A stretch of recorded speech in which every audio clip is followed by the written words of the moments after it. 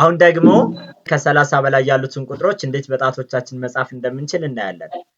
ለምሳሌ 30 ከተባላችሁ ግራ እጃችሁ ላይ ነው ስንት የምታወጡት? 3 ጣቶችን 10 20 30 30 31 ከተባላችሁ ቀኝ እጃችሁ ላይ አንድ ጣት ማውጣት 31 32 ከተባላችሁ 32 33 ከተባላችሁ 33 34 ከተባላችሁ 34 ስለዚህ ስንት ነው? 34 35 ግራ እጃችሁ ላይ 3 ታወጣላችሁ ቀኝ እጃችሁ ላይ ደግሞ አውራ ጣታችንን ብቻ ስለዚህ የስንት ሆነ? 35 እሺ 36 የ10 ቤት ላይ 30 እናወጣለን የአንድ ቤት ላይ ደግሞ 6 እናወጣለን 36 እሺ 37 የ10 ቤት ላይ 30 እናወጣለን የአንድ ቤት ላይ ደግሞ 7 5 6 7 37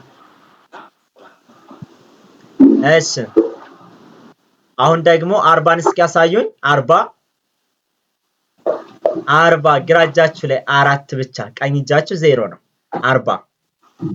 እሺ 42 ግራ እጃችሁ ላይ 40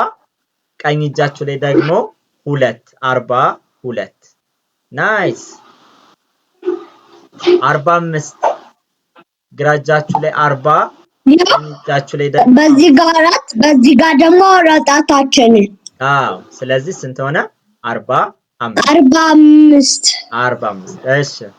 48 ግራ እጃችሁ ላይ 40 ቀኝ እጃችሁ ላይ ደግሞ 8 5 6 7 8 48 እሺ 42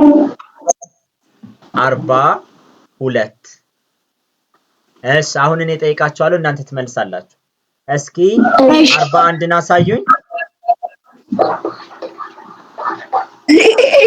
ቲዮቢስታ ጎበዝ ልዑል ጽፏል ቲዮቢስታ 41 አቃይራችሁ ቲዮቢስታዬ ግራ እጅሽ ላይ ነው 41 ጽፊው በዚህ ጋር ጎበዝ እሺ 42 ናይስ 45 በዚህ ጋር ጎበዝ ቲዮቢስታ አታቃይራችሁ እሺ 45 እሺ 45 ቲዮቢስታ 45 ናይስ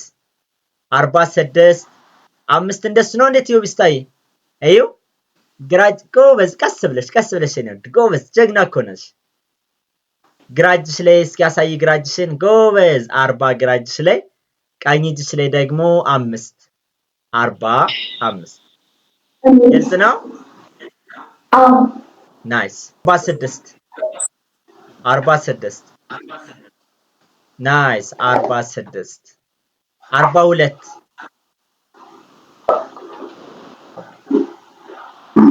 ኖ አቃየርሻቸው ጎበዝ 2 ናይስ ጎበዝ ልጅ እሺ በዚህ ጋር 4 እንዳታነሻት